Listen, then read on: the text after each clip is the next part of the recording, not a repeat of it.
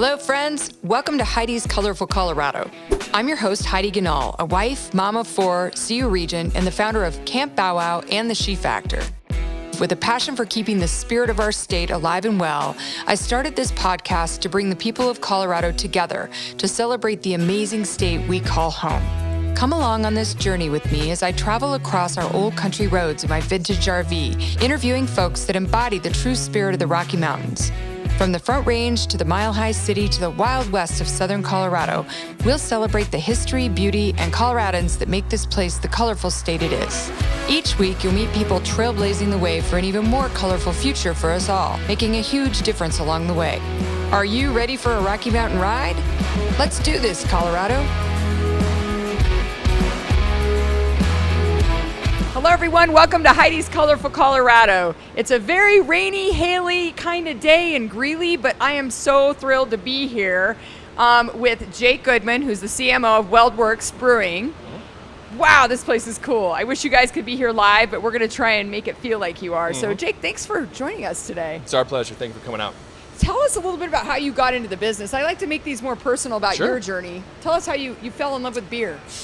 Well, that happened quite a long time ago, probably in my early 20s. Just kind of, everyone likes to have their beer flavored water when they're kind of in their 20s and in college and whatnot. You mean Coors Light, Michelob Light, exactly. Bud Light, got it. And I'm from Chicago, and so our family beer out there is Miller Lite, and to me that was the world. And then at one point, a girlfriend that I had bought me this really phenomenal Belgian beer, and it just changed the idea of what that particular beverage could taste like. And then I spent the past 18 years or so just kind of exploring all the flavors and all the interesting parts of the industry.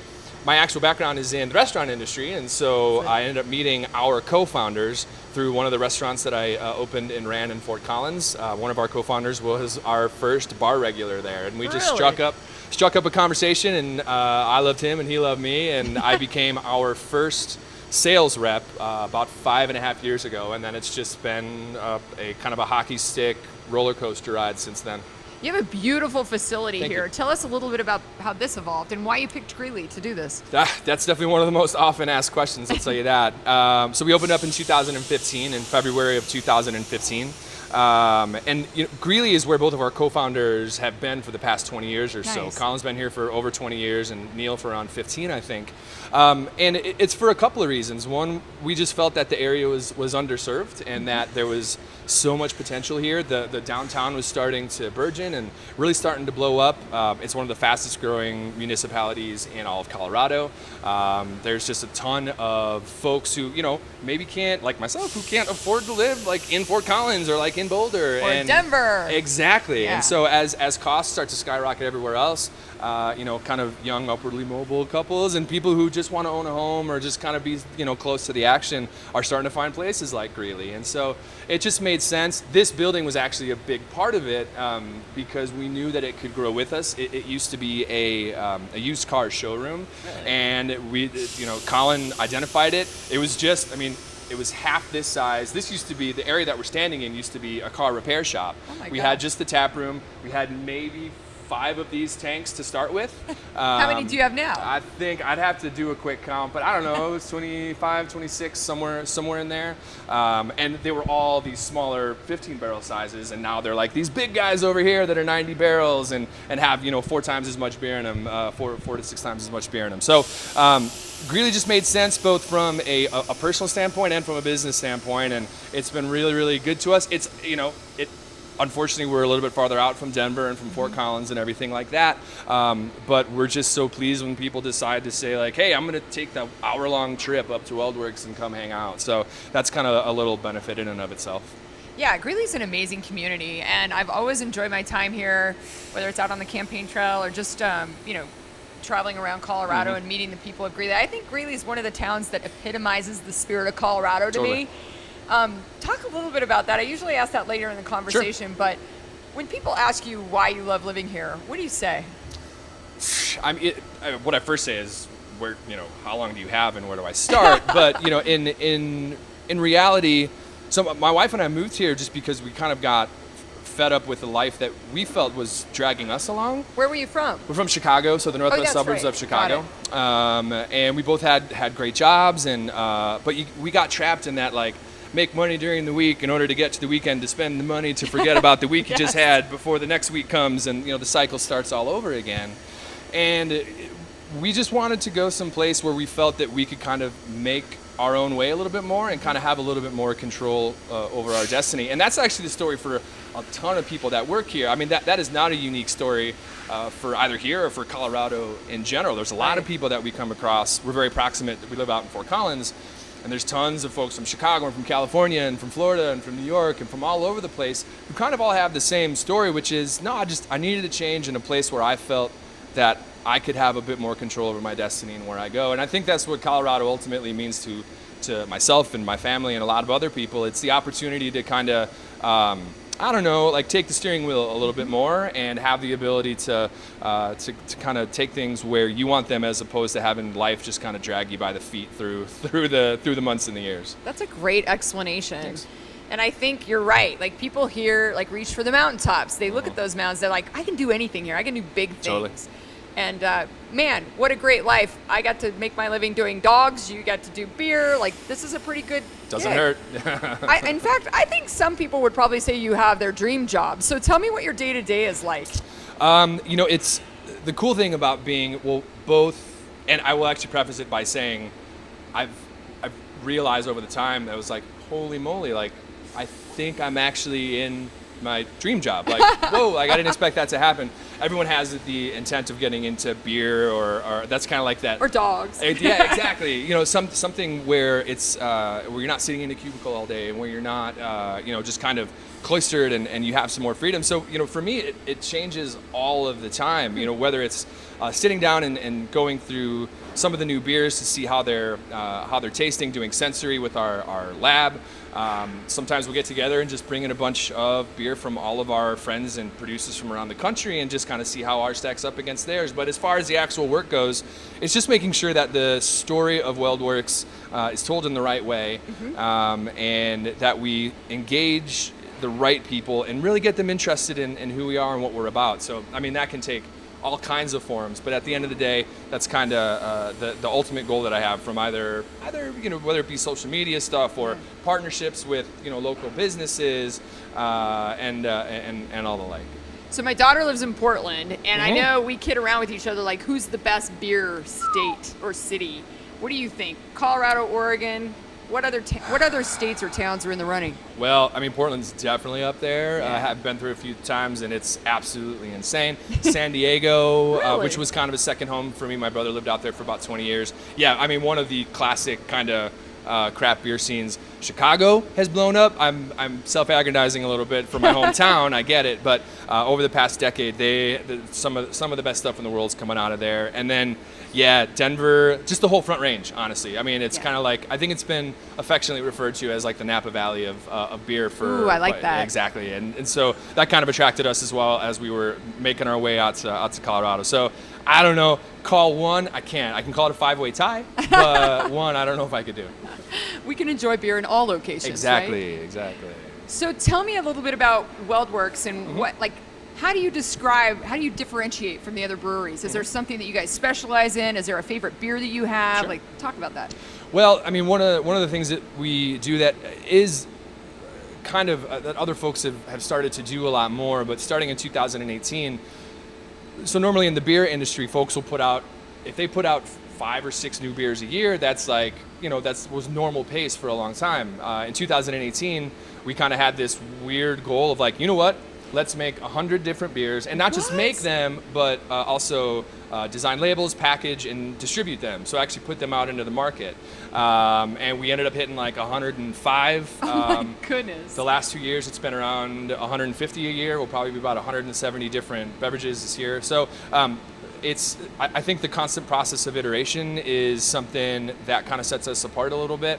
One of the spots I was going to show you guys was our barrel room out there, which houses about 500 oak barrels. So we do a lot of barrel aging. So we'll take these big, huge, luscious, like silky, thick stouts and put them into bourbon barrels for about 18 months, anywhere from 18 to 24 months, and then package and sell those. That tends to be something that gets people super excited. And then beyond that, we've become hyper-focused in the past couple of years on philanthropy and making sure that we're giving back to the community. So we have our Weld Works Community Foundation, which is fueled by this huge festival that we do once a year at the DoubleTree across the street. Afterwards, we disperse about $75,000 of the proceeds. We take all the profits and give them to charities in the area. We also just started a $100,000 endowment at the University of Northern Colorado, right down the street, for diversity and equity. So we'll have a scholarship in perpetuity, really forever, the Weld Works Diversity Scholarship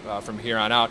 And we have another beer coming out called 10K IPA. So once a quarter, we'll brew a beer, which will take $10,000 of those proceeds to give to whatever the particular cause for that quarter is. This quarter it's Habitat for Humanity, so it's a house that beer built. So we're building a house. The house that beer built? Yeah. That's so cute. Yeah, we've been doing it for about 4 years or so, and it's for a long time it was a whole bunch of breweries in the area, and now I think it might be down to just us. It might be partnering with others, but we're doing one beer, and the proceeds from beer helps to build a house for a family that really needs it. So I'd say between those things, that's kind of what the heart of what WeldWorks is a lot of just crazy stuff when it comes to flavors on the fun side, but then also making sure that we're taking care of the community that has taken such good care of us over time.